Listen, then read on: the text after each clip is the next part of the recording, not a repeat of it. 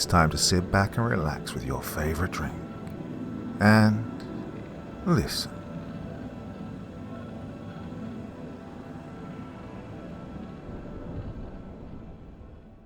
Tonight's story begins with a seemingly ordinary family trip to a local pumpkin patch.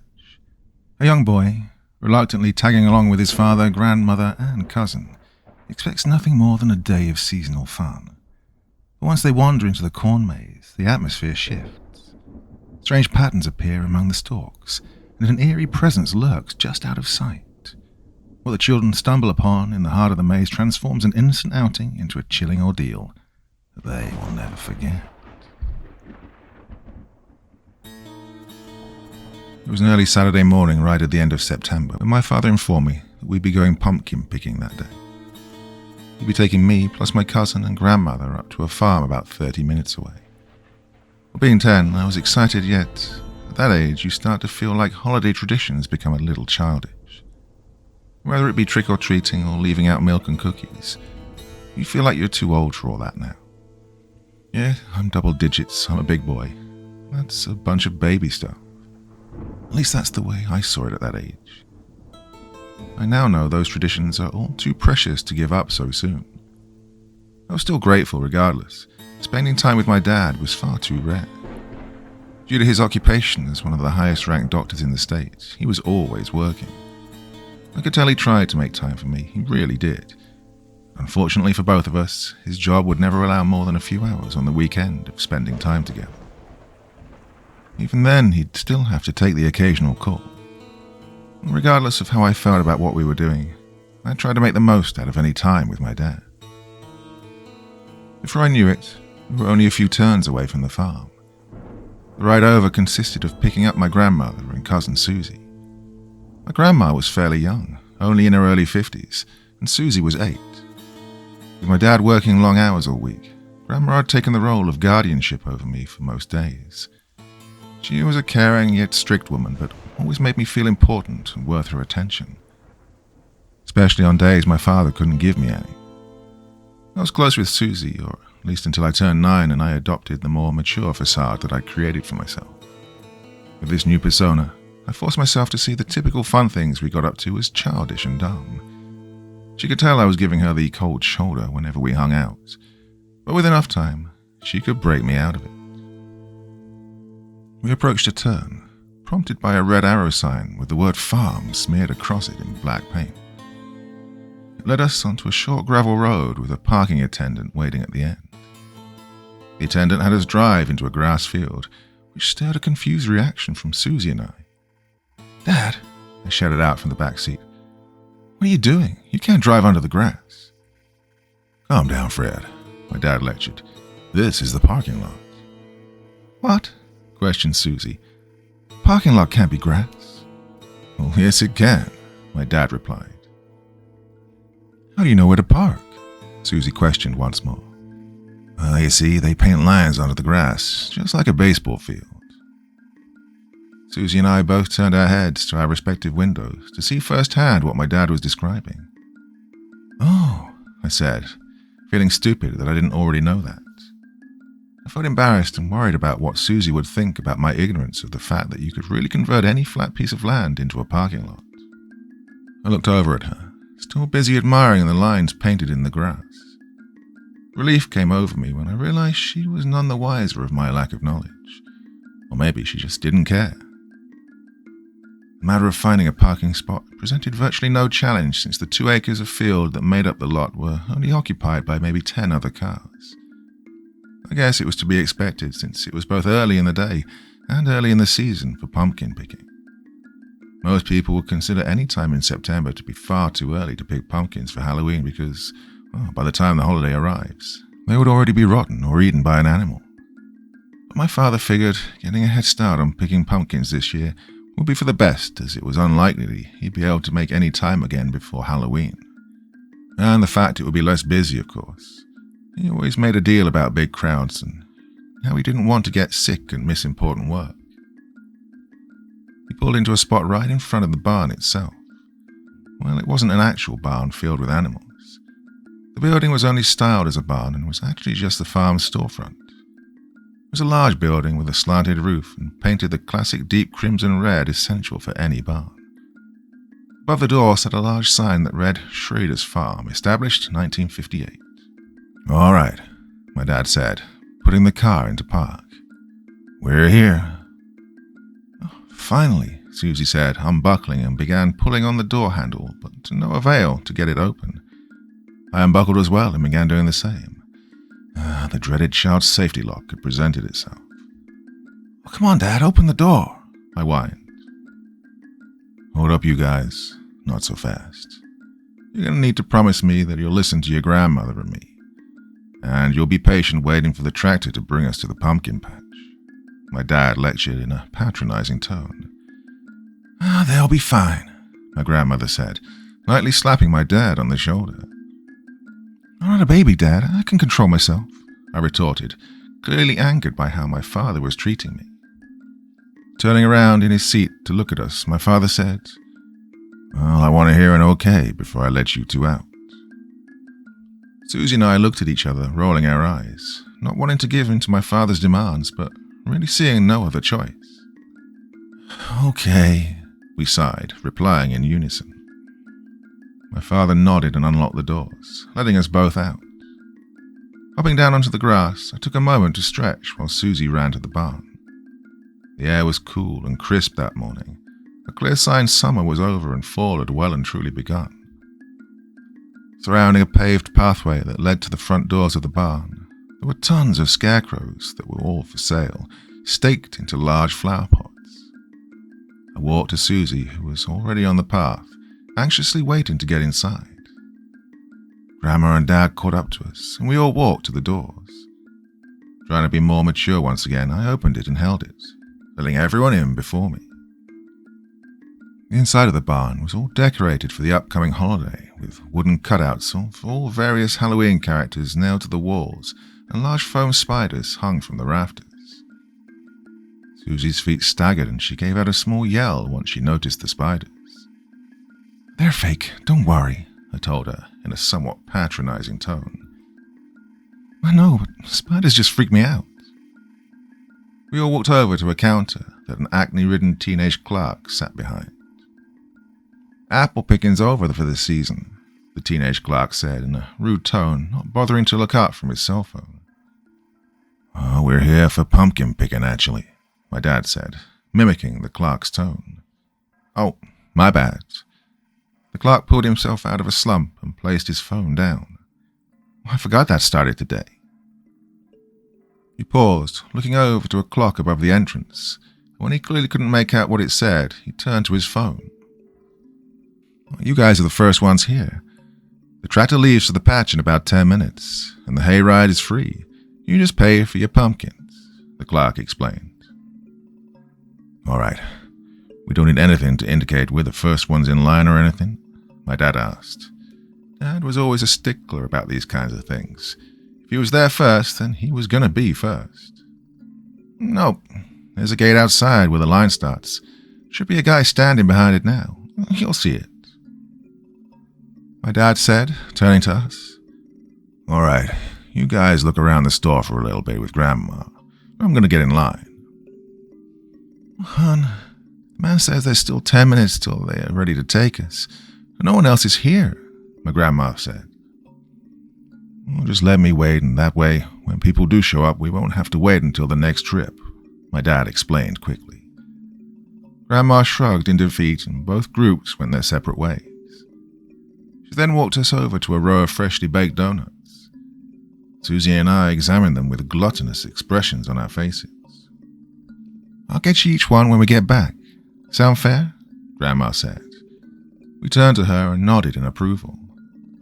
We then approached a cartoony-looking animatronic cow head mounted to a miniature barn. A large red button sat in front of the head with a text that read, "Press," written on it. Susie did just that, pushing down on the button, which brought the cow to life. "Welcome to Schrader's Farm, serving your community since 1958. A loud female voice boomed from a speaker within the cow as the jaw moved out of sync with the words. "Schrader's Farm, we offer the best selection of fresh produce grown right here in our food."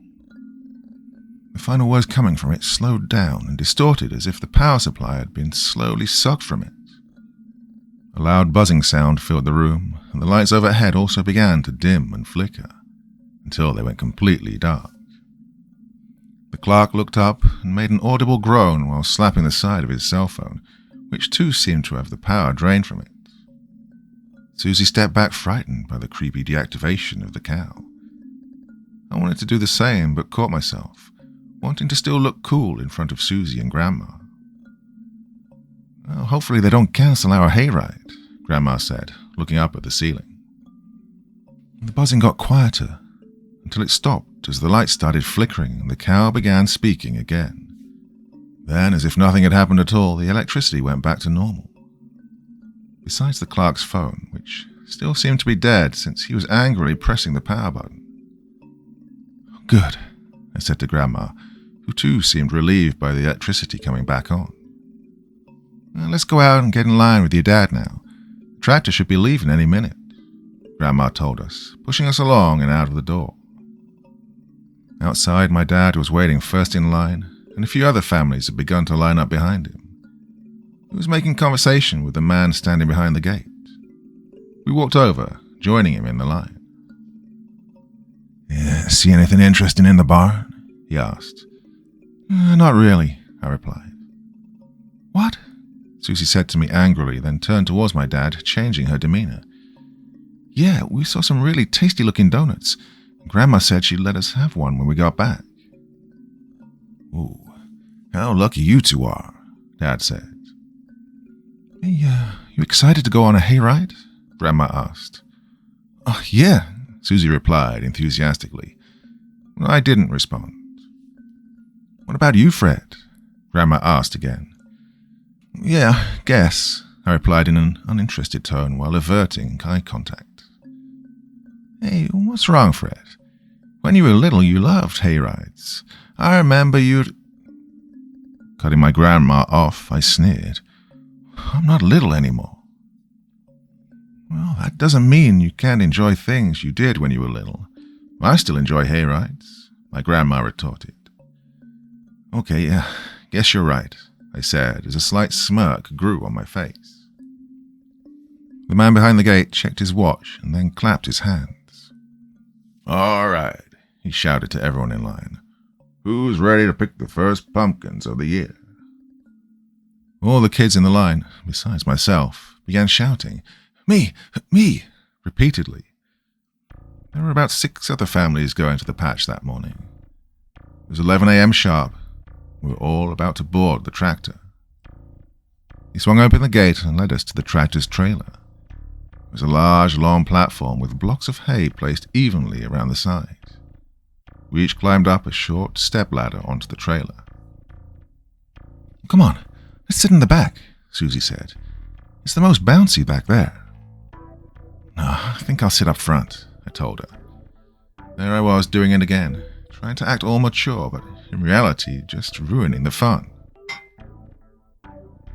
Fine, she said begrudgingly. You're no fun.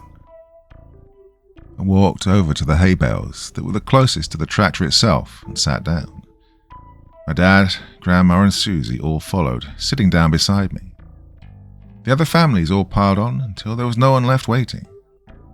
The man who led us to the trailer walked over to the tractor, climbed in, and started it up. A loud roar came from the engine. Then we all bent forward as the tractor began moving. We quickly regained our balance, and we were off toward the pumpkin patch. Part 2. The tractor took us along a dirt path, past a small pond, along the side of the ransacked apple orchard, and finally to the pumpkin patch. The patch spanned across nearly 3 acres of land, with hundreds if not thousands of bright orange and pale green gourds scattered across the field. The tractor rolled to a stop underneath a tree just at the periphery of the patch. Susie and I leaned over the wooden railing of the trailer, trying to spot the best pumpkin, while the other kids on the trailer all rushed to the gates, wanting to be the first ones to get out. The tractor driver climbed out and walked up to the trailer. You guys ready? He asked, stirring the kids' excitement even more. He then unlatched a small steel chain, setting all the children free onto the pumpkin patch. They all rushed out as the parents tried their best to catch up to them. "Go ahead, guys," Dad said, motioning to us with his hand. "We'll catch up. We just stick together." I contemplated being mature and waiting behind with the adults, but I gave in and followed Susie as she hopped off the trailer to the ground. "Come on," she said, running into the patch. "Let's find the best one." I caught up with her, but it proved to be difficult to maintain speed, as she was basically sprinting as fast as her tiny, energetic legs could carry her. "Slow down," I said, panting. "We can't find the best one if we're just running past them all." She complied. We both slowed down, finding ourselves near the center of the patch with nothing but pumpkins all around us. "All right," Susie said, not sounding out of breath in spite of her sprinting for the last minute. "Let's start looking." We began our search, walking side by side down a row of pumpkins, scanning each intently. A lot of them were still growing, which was to be expected since it was still early on in the season. So the small, pale green pumpkins made up the majority of what was in the field that day.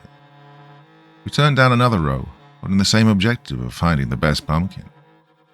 We continued the search until Dad and Grandma caught up with us. "Hey, did you guys find anything yet?" Grandma asked. "No, a lot of them are still growing," I answered. "Maybe if you get tired of looking in a bit, we can go check out the corn maze," my grandma replied. "There's a corn maze?" Susie asked excitedly. "Where?" My grandma turned to point at a wall of corn stalks on the far right side of the pumpkin patch. "Can we please go to it?" Susie pleaded, clasping her hands together. "Oh, you find your pumpkins first," my dad said. "That way the few ones that are grown won't all be picked." "Oh, good point, Dad," I said. Susie looked displeased. "Be patient, Susie. We'll get to it eventually," I told her, which only seemed to make her even less patient. "Here, I'll even help you guys look for one," my dad said, then locked eyes with me to ask directly, "If that's all right with you." I nodded yes, before Susie blurted out, "Sure." My dad had been aware of my newfound longing for maturity and independence. He wanted to let me have it, or at least let me feel like I had it. Over the course of the next hour or so, we'd finally decided on 3 pumpkins. One for me, one for Susie, and one for Grandma. At that point, we'd all forgotten about the corn maze and were ready to hitch a ride back on the trailer. Susie and I carried our own pumpkins, while my father was carrying my grandma's. The number of people on the pumpkin patch had grown since our arrival, yet nowhere near the amount it would soon see in the next few weeks. The tractor had been going back and forth, picking up and dropping off people all day. We walked toward the tractor, which had just finished unloading the people arriving, and began letting people go back on. Then 2 kids darted in front of us, and Susie must have watched them go into the corn maze. "Wait," she cried, causing all of us to come to a halt. "The corn maze." My dad let out an audible sigh. "Do you both want to go?" asked Dad, who was looking at me. Truthfully, I did, but noticing my father's annoyance to Susie's proposition made me reconsider my answer. I guess my immaturity got the better of me, though, because I answered yes after a brief moment of hesitation. "Well, I don't mind waiting with the pumpkins," my grandmother said to my father. Okay then," Dad said with the slightest hint of enthusiasm as, I assume, he began coming around to the idea of taking us through the maze. Well, the enthusiasm, if any, from my father was short-lived, however, as his phone rang from within his pocket. I knew exactly what this meant. Even on his days off, he would always have to take calls. He reached for his phone, pulling it out to see where it was. "Shit," he mumbled. "Sorry, guys, I gotta take this." "Well, I'll take him in then. It's not a problem," said Grandma. "You sure?" Dad asked. Grandma responded with a nod. "Thanks, Mom. Okay then, have fun," my dad said as he answered the phone and began talking with whatever person was on the other end. Susie and I dropped our pumpkins at my dad's feet, and Grandma led us to the entrance of the maze. A sun-faded wooden cutout of a jolly-looking scarecrow holding an arrow with the word maze written on it stood at the entrance. On the other side of the entrance was a plastic box containing maps of the maze. Susie had already taken at least 10 steps inside, and I followed behind her. "Well, hold on," said Grandma, taking 3 maps out of the box. "Take a map in case we get lost." She handed Susie and me each a map. I looked it over. The maze was large, but it didn't seem all too complicated to me. I folded it up and stuck it in my pockets. "Only use it if we get stuck," I said to Grandma and Susie. "Okay then. No cheating." Grandma tucked the map into her pocketbook. We began our journey into the maze. For the first 10 minutes, nothing of note occurred. It's me and Susie running with the twists and turns of the maze, with my grandma trying with everything she had left to keep up with us. I remember Susie telling me something like, "Did you know? If you keep your hand on the right side of the maze and never take it off, you'll eventually make it back out." I remember thinking about it for a moment as we walked briskly down corridors of cornstalks. "Really?" I asked. "Where did you hear that?" "I watched a YouTube video about it. We should try it." Well, I replied with something like, "Don't believe everything you hear on the internet." Like I heard my father say to me 1,000 times before, but in this case, Susie was right. "But maybe we should try it," I said, "if we get lost." Once we'd gotten deep enough into the maze that the sounds of all the people in the pumpkin patch had gone silent, we slowed down. I took in the crisp air around us, the cornstalks slightly blue with the breeze, and the soft dirt that was bred for agriculture felt like walking on a thin layer of sand. "Oh, can I get a picture of you two?" my grandma asked. Susie and I looked at each other in horror at the proposition, knowing this would take Grandma forever. I was about to make an argument against it, till I remembered I had to be the mature one. "Yes, Grandma," I said. "Of course you may." Susie rolled her eyes in disbelief and disgust. I gave her a nervous, crooked smile in return. But deep down, I even felt disgusted with myself. We already knew the drill. We got side by side and smiled before she even took her phone out. After another moment of Grandma shuffling through her pocketbook, she retrieved her phone. "Oh," she said, fiddling with it. "Shoot, I think it's dead." Susie sighed in relief. "Oh well, your father will get one of you two when we get back then," Grandma said. We continued working our way through the corn maze. Susie looked like she was getting bored, and I was too. Around 25 minutes in, we came to a crossroads deep in the maze that seemed to transition into a new maze entirely. Instead of the straight right-angle flat turns we were used to at this point, a long, wide curved path seemed to cut into the maze that was already there. I tried remembering if something like this was even on the map, but wasn't able to picture it. I wouldn't take it out to look, though, because I'd be cheating, according to myself. We all stopped at the intersection. "Well, which way now?" Grandma asked Susie and me. I looked back at her as if to tell her, well, how the hell am I supposed to know? Susie walked into the middle of the crossroads and rotated around in place several times.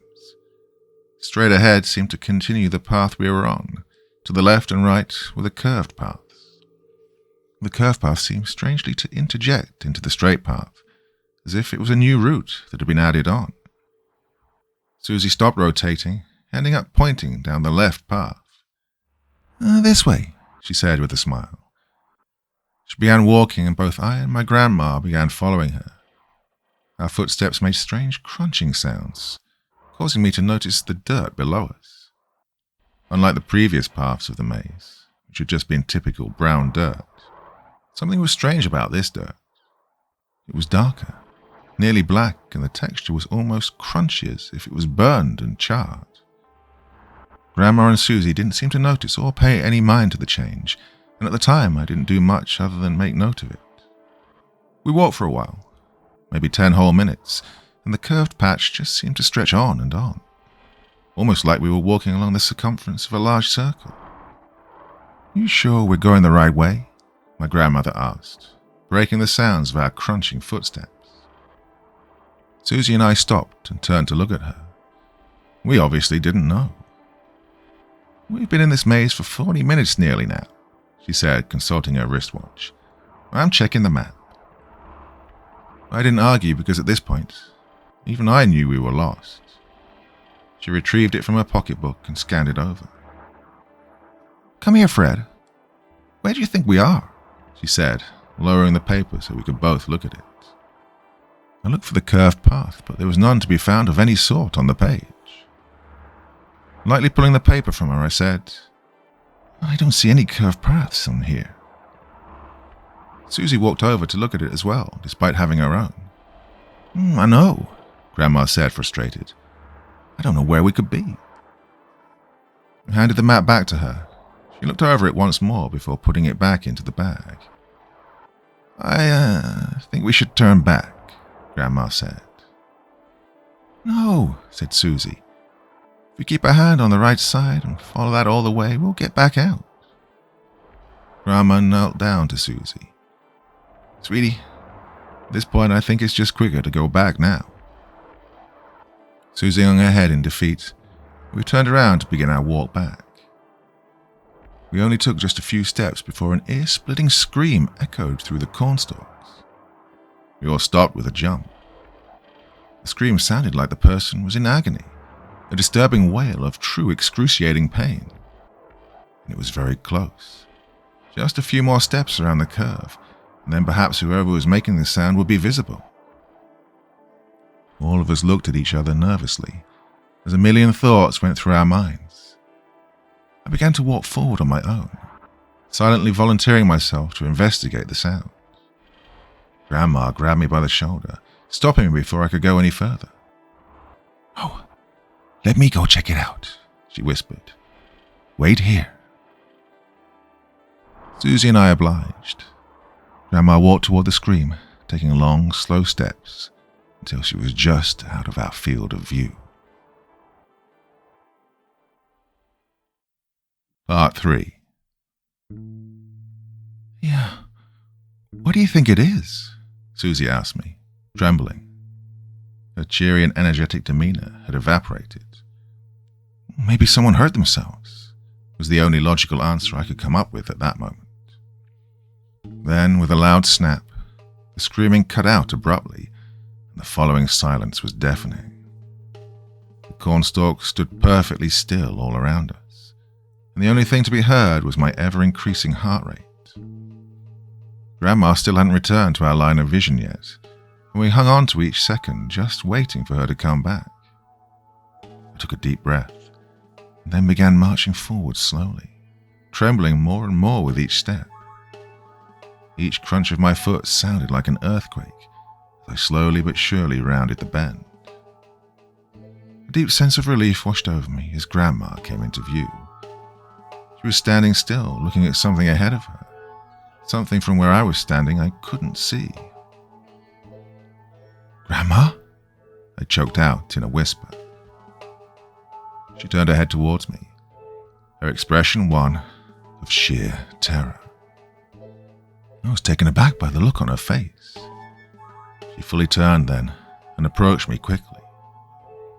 Grabbing me by the shoulder, her hand violently trembling. "We need to go. Where is your cousin?" I couldn't wrap my head around why she was so frightened. I wanted to ask her a million questions at that moment, but it was evident there was no time. All I could do was respond to her question with a simple point. With her hand still on my back, she hurried me along. We returned to where Susie was still frozen in the spot I'd left her in. "What's wrong?" she asked nervously. "Come on, we need to go," Grandma said, barely slowing down. Susie didn't move, and tears began to roll down her cheeks. Grandma stopped me, and then rushed to Susie.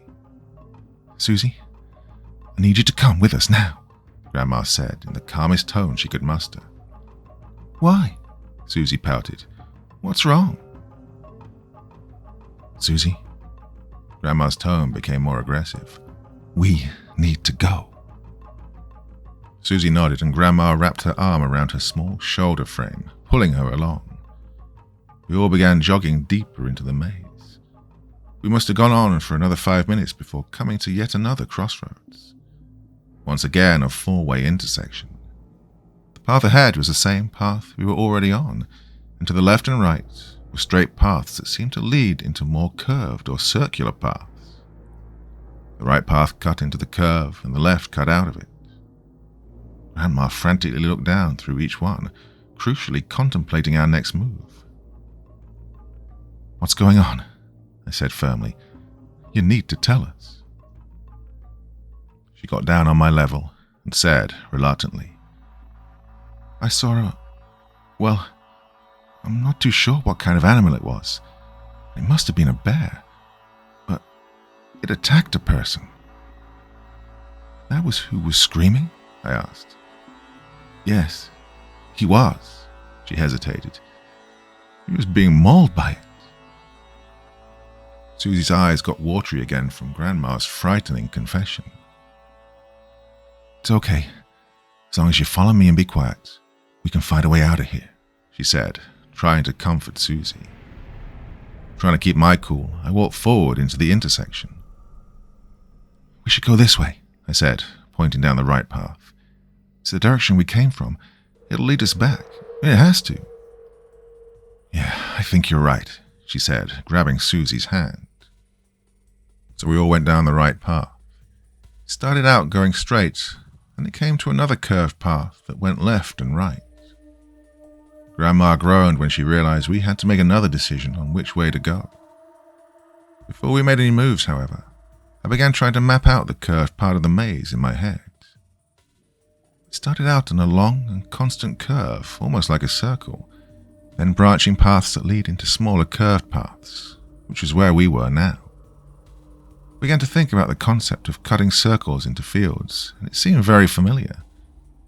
I knew I'd learned about it somewhere before. I just couldn't connect the dots in my head to remember what they meant or why they were important. "Oh, which way?" Grandma asked herself. "I think it might loop around. Pretty sure it's a circle pattern," I told her. "Well, I hope you're right," she said, leading us down the left turn. Being able to sense how the trail curved, it did appear to be a circle. It brought us to another decision to make. A straight path appeared on the left side of us, and if we continued on the path we were on, then it seemed it would loop back around. "This way," I said, leading us into the straight path. The pattern of straightaways and circles continued on and on, each circle path getting gradually smaller. If my mind map proved to be right, then I suspected we were going deeper into the original large curved path we were on. "I think we may be getting ourselves more lost," Grandma said. "Well, I've been trying to map it out in my head. I think we're basically on the inside of the original circle or curved path we were on," I explained, trying to help her understand my theory. "Okay, I sort of understand," she replied. "We're probably almost at the other side, which might be our way out."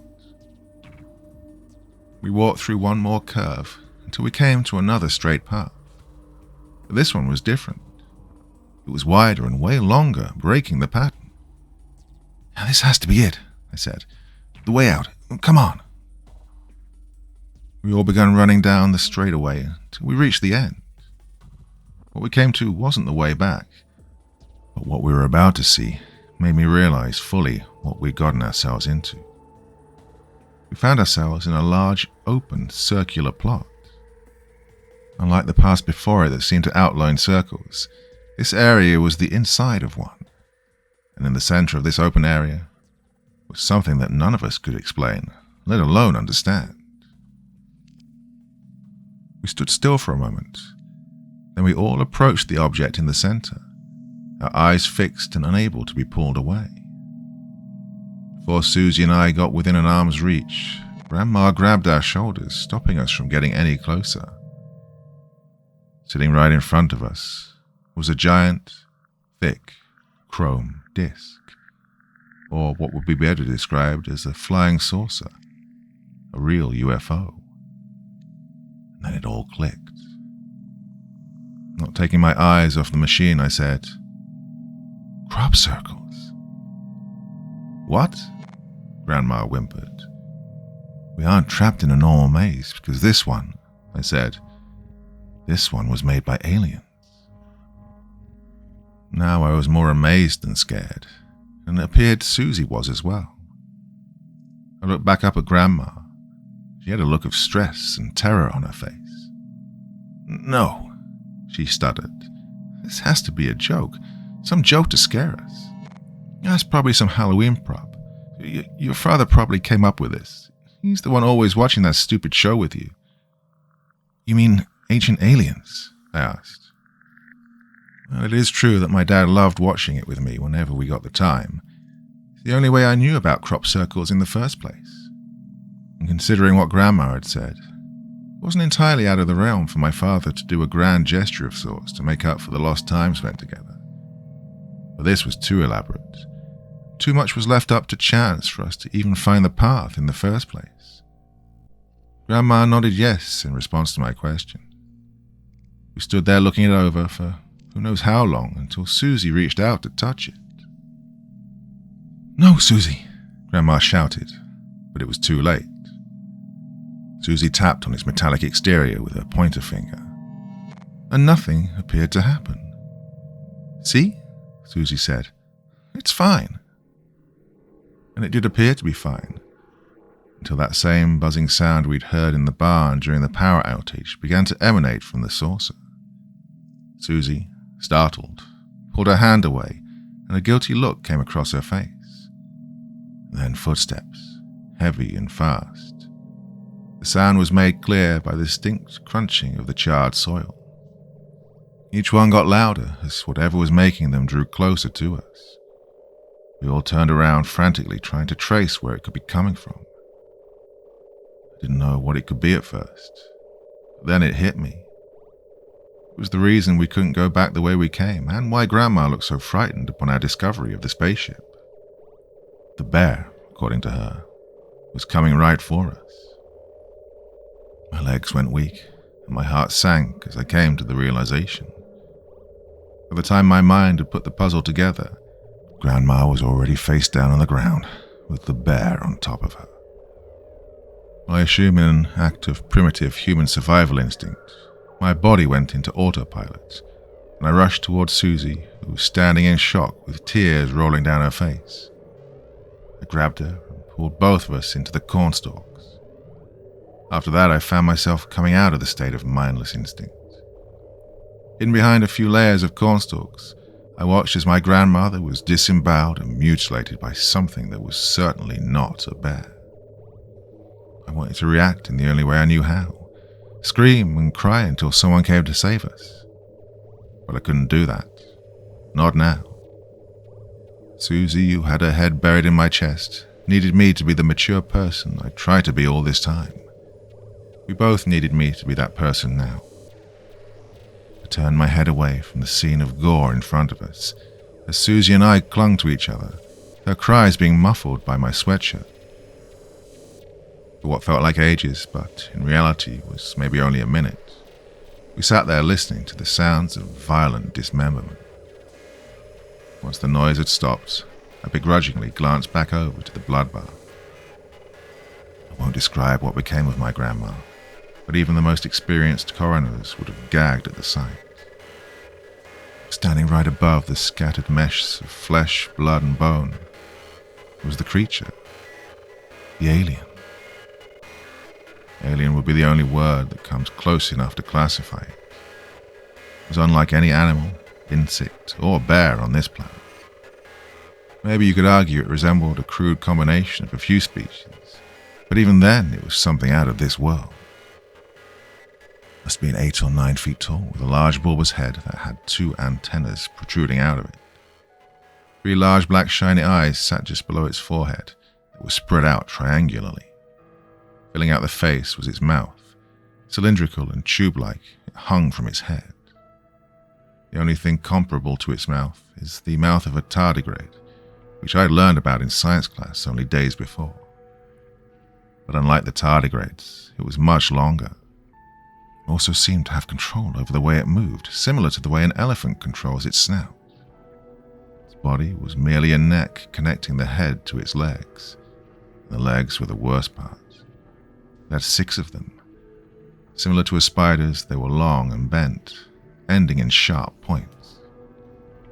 After it finished its meal, successfully dispatching the intruder, it reared its ugly head to look for us. It held Susie tight and whispered in her ear, "You can keep your eyes closed, but just be quiet, please." Susie didn't respond, but I knew she'd gotten the message. The alien slowly crawled around the saucer, its grotesque legs carrying its grotesque head. It was looking for us. There was no doubt in my mind. In a jolt of movement, it swung its head down to look under the spacecraft. It was like it was playing a game of hide-and-seek with us. Once it made sure we weren't under there, it continued its search and began crawling toward the cornstalks. My heart began pounding out of my chest as it drew closer. I tried holding my breath, doing everything I could not to make a sound. It came up to the wall of corn, just to the left of where we were hiding. It extended its terrible hose-like mouth into the cornstalks. It wasn't as long as a snake, but it moved like one, bending and slithering up and down as far as it could, almost like it was trying to sniff us out. Maybe it wasn't a mouth, maybe it was its nose, or maybe it was both. The creature crawled along toward where we were hiding very slowly, scanning each spot it stuck its tube. It got closer and closer, till it was right in front of us. I leaned back as far as I could without making a sound. I was staring straight into its mouth as it wiggled around. I felt its breath, or whatever type of gas was coming out of it, being lightly blown onto my face. I closed my eyes and waited. I surely thought that this was the end. Moments later, it continued working its way around the circle. Somehow, it hadn't sensed us. I continued holding my breath until it finished searching for us moments later. Then it crawled away from the cornstalks. As I assumed, it had given up its search. It disappeared back into the path from the way we came in. I finally gasped for air and dragged my sleeve across my forehead, wiping the sweat that was pouring off of it. I wanted to sit there and wait until someone came and found us, but I knew that wasn't going to happen. Part 4. "We have to get up now," I whispered to Susie. "Keep your eyes closed and hold on to me. We're going to stand now." She nodded her head in approval, and we both slowly rose to our feet. Since the alien had exited from the way we came in, going that way was off the table. But I worried, however, that it might be the only way we could go. Slowly we took steps until we just barely emerged from the wall of corn.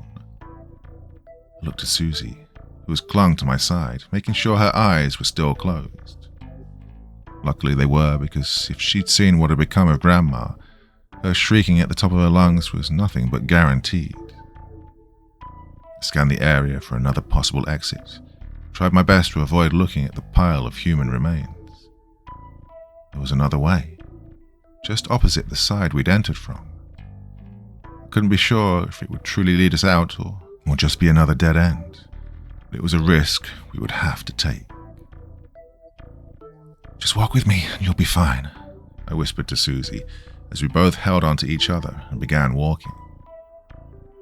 We came to the entrance of the path.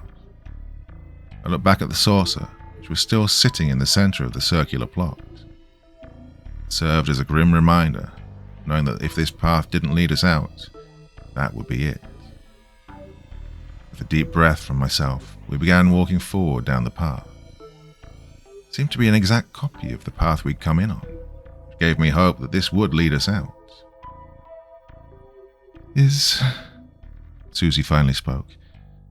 "Is Grandma—" "Don't," I cut her off. If she'd finished that sentence, I wouldn't have been able to hold it in any longer.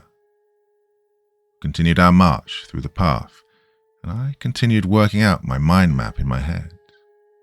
The path we were on now seemed to be an exact copy of the path we'd entered the UFO area on.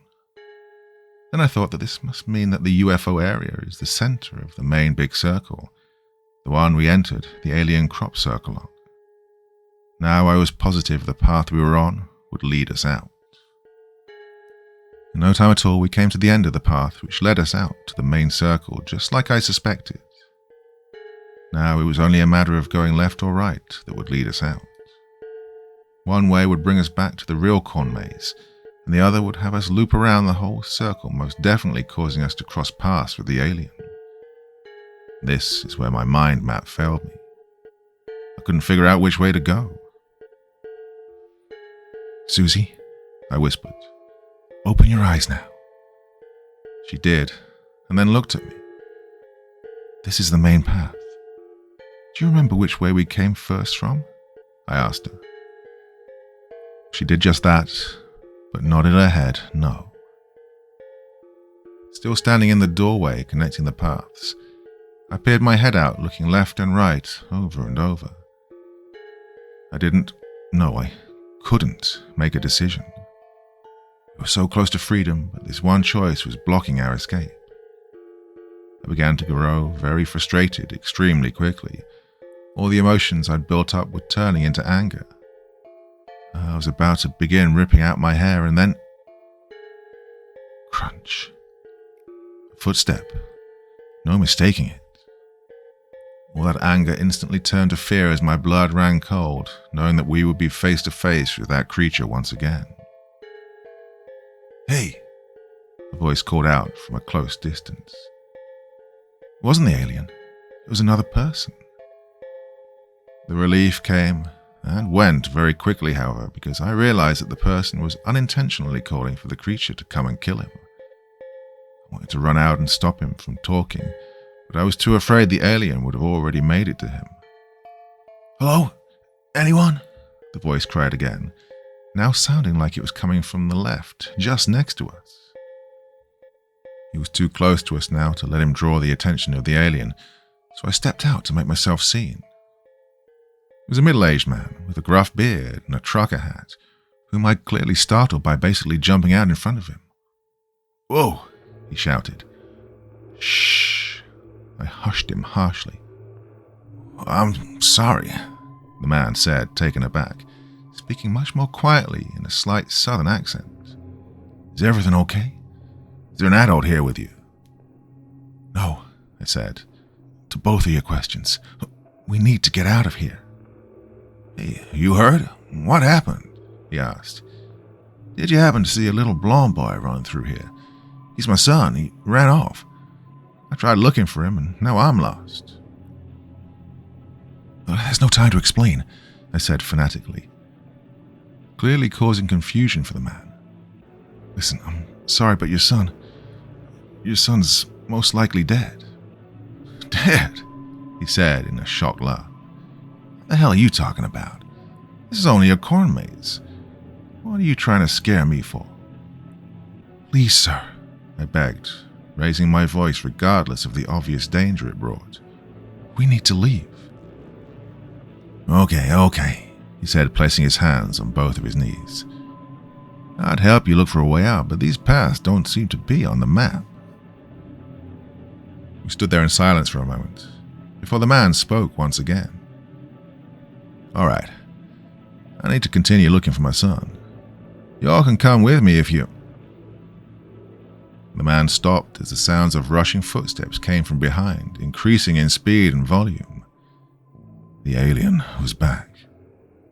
"Billy?" He turned around and shouted. All I could do was scream no in my head as it rounded the bend and sprinted right for the man. He had no time to react as it lunged for him, leaping into the air, its frontmost legs landing on the man's shoulders, causing him to be pushed to the ground on his back, with the alien pinning him to the floor. We took this grim opportunity to run for it. I took Susie by the hand and we darted away from the man and the alien. I sprinted as fast as I could, practically dragging Susie behind me. I looked back only once to see the man struggling with the beast. He grabbed it by the mouth as it pushed the sharp tips of its legs deeper into his shoulders until it penetrated the skin. This caused him to let go in pain, and his fate was sealed. Then I looked away. I kept running and running, yet the way out was nowhere in sight. This one curved hallway of cornstalks just seemed to stretch on for infinity. And the worst possibility came true, as crawling footsteps came from behind, growing louder and closer by the second. He wasn't going to let us get away again. Even with no breath left in my lungs, I ran even faster. Susie had to skip in order to not be dragged across the ground. Even with my speed, it was gaining on us quickly. The galloping legs of the monster were within yards of us now. And then I saw it, dead ahead. The exit from the crop circle. The exact place we'd entered this nightmare from originally. The opening was just on the left of us as I veered towards it and we approached it, trying not to lose any speed. With the alien only inches behind Susie, I pulled both of us into the exit. We landed with a thud as we slid across the dirt. I closed my eyes and balled up in a fetal position to wait for the alien to come and end me. But it never did. After a brief moment of silence, I slowly opened my eyes and lifted my head. I first saw Susie, who was sitting on her knees looking toward the way we'd come. I then fully turned to see what she was looking at. The alien stood there, right at the edge of where its crop circle began and where the real maze ended. We both stared at it for a long moment, and it did the same.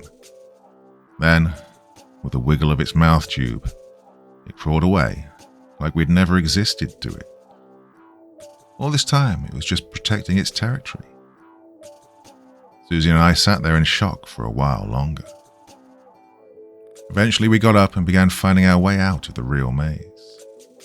By using the map and Susie's right wall trick, we managed to make our way out in an insulting 10 minutes.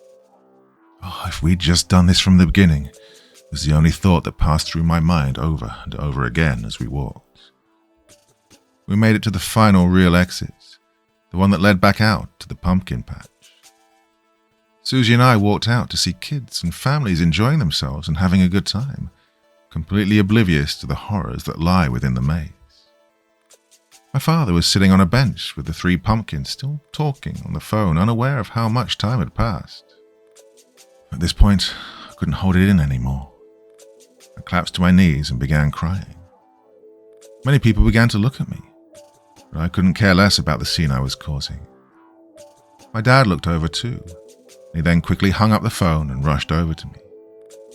"Yeah, what's wrong? Where's Grandma?" he asked me, kneeling down and grabbing me by the shoulders. He looked up at Susie, who was just barely crying at this point. I guess she didn't have any tears left. "Come here, Fred," my dad said, hugging me. "What happened?" But I just kept crying. But he must have got some semblance of an answer to his question, when a loud buzzing sound came from the sky. Everyone looked up and watched as a giant metallic disc glided over the pumpkin patch before ascending high into the clouds.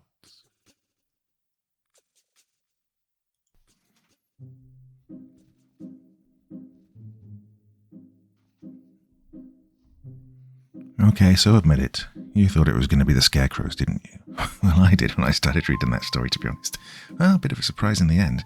Did not see the aliens coming. Well, nice twist on the corn maze horror genre, if there is one. Must be. Oh yeah, okay, so that's it for Thursday evening. Back again very soon. Possibly with a new podcast on the other channel tomorrow night. Probably, actually. Yeah, give you a bit of a break and then I'll record something here for the weekend. Sound good? Yeah? Okay, great. Well, my dear friends, until the next time, very, very sweet dreams, and bye-bye.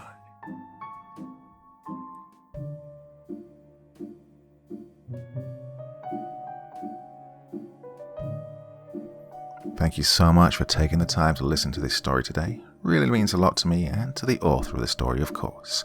Well, if you want to know more about me, I'm pretty much everywhere on social media. You can find me on Facebook, Twitter, Instagram. You can download my music on SoundCloud. I've got a Patreon if you feel like throwing me $1 or $2. Very much appreciated. And of course, on Reddit, I have a place where you can leave stories if you want me to read one that you've written. Well, hoping to see you all again very soon. Till then, sweet dreams. Bye-bye.